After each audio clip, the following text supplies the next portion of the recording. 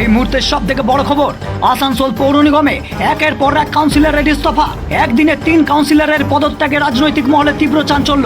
বড় চেয়ারম্যান পদ ছাড়লেন 2 তৃণমূল নেতা। দলীয় কর্মীরা আক্রান্ত হলেও পাশে দাঁড়াননি নেতৃত্ব।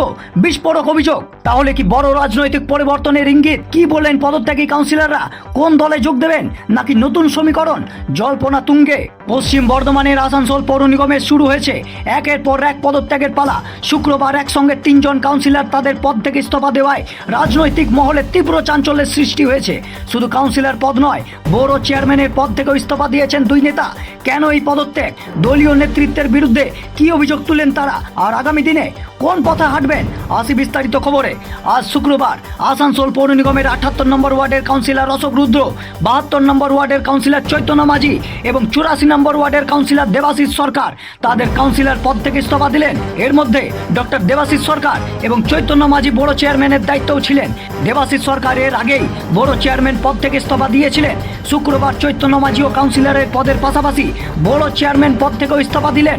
পদত্যাগের কারণ হিসেবে তারা দাবি করেন, বিভিন্ন সময়ে দলীয় অফিসে ভাঙচুর, কর্মীদের উপর হামলা এবং রাজনৈতিক অশান্তির ঘটনা ঘটলেও দলীয় শীর্ষ নেতৃত্ব তাদের পাশে দাঁড়াননি। এই কারণেই তারা পদত্যাগের সিদ্ধান্ত নিয়েছেন বলে জানান এমনই সূত্রের খবর। তবে আগামী দিনে তারা কোন রাজনৈতিক দলে যোগ দেবেন বা তাদের পরবর্তী রাজনৈতিক পদক্ষেপ কি হবে সে বিষয়ে স্পষ্ট কোনো ঘোষণা করেননি। তাদের বক্তব্যে সেই প্রশ্নে ধোঁয়াশা থেকেই গেছে। এই ঘটনাকে ঘিরে আসানসোলের রাজনৈতিক মহলে শুরু হয়েছে জোর জল্পনা। একসঙ্গে একাধিক জনপ্রতিনিধির পদত্যাগ আগামী দিনে রাজনীতিতে নতুন সমীকরণের ইঙ্গিত দিচ্ছে কিনা তা নিয়েও আলোচনা শুরু হয়েছে। তবে উল্লেখ্য, পদত্যাগী কাউন্সিলরদের অভিযোগ তাদের নিজস্ব বক্তব্যের ভিত্তিতে তুলে ধরা হয়েছে। এ বিষয়ে সংশ্লিষ্ট দলীয় নেতৃত্বের পক্ষ থেকে এখনো কোনো আনুষ্ঠানিক প্রতিক্রিয়া পাওয়া যায়নি। শুনে নিন বিস্তারিত তাদের মুখ থেকে, কেন তারা এই সিদ্ধান্ত নিলেন এবং আগামী দিনের রাজনীতি নিয়ে কি ইঙ্গিত দিলেন। আজকে আবার এলেন কেন? আজকে এলাম আমি পদত্যাগ করতে, যে যেটা কাউন্সিলরের এতে আমি আগে দিয়েছিলাম, তো সেটা পেন্ডিং ছিল। বড় চেয়ারম্যান আগেই পদত্যাগ করেছিলাম, আজকে কাউন্সিলরের পদে পদত্যাগ করলাম। আগের দিন বড় চেয়ারম্যান দিয়েছিলাম এবং কাউন্সিলরও পাঠিয়েছিলাম, তো কোনো কারণে অ্যাকসেপ্টেড হয়নি, তো আজকে কাউন্সিলরের পদেও পদত্যাগ করলাম। দলে থাকছেন না? 100%। কি অসুবিধা হচ্ছে যে আপনারা ছাড়ছেন? দেখুন, দুটো জিনিস আছে। আমি আমার আগে চিঠিতেও মেনশন করেছি, এই চিঠিতেও মেনশন করেছি।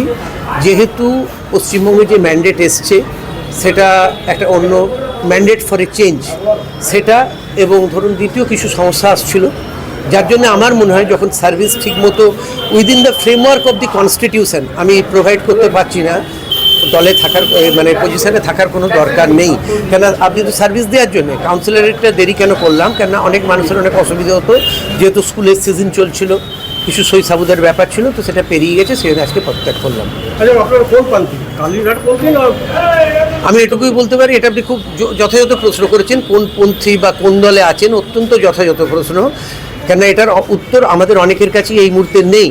যেমন আপনি প্রশ্নটা করছেন, কোনো রাগঢাক না করেই বলছি, আমার কাছেও নেই। কিন্তু আমি এটুকুই বলতে পারি, যে দল টিকিট দিয়েছিল সেই দলের পন্থী। আমি ইস্তফা দিলাম, আমি ইস্তফা পাঠালাম মাননীয় মন্ত্রী, পশ্চিমবঙ্গ সরকার, urban development and municipal affairs, government of West Bengal, Shrimati Agnimitra Paul. পাঠালাম mayor, Asansol municipal corporation Bidhan Upadhyay, commissioner, Asansol municipal corporation, secretary, Asansol municipal corporation এবং চেয়ারম্যান, আসানসোল মিউনিসিপ্যাল কর্পোরেশন। আপনার দলের চেয়ারম্যানের নাম কি? আপনার দলের চেয়ারম্যানের নাম কি? আমি 2 মিনিট আগেই কথাটা বললাম। কেন ওনারা জিজ্ঞেস করলেন কোন দলে, বললাম উত্তরটা আমার কাছেও নেই।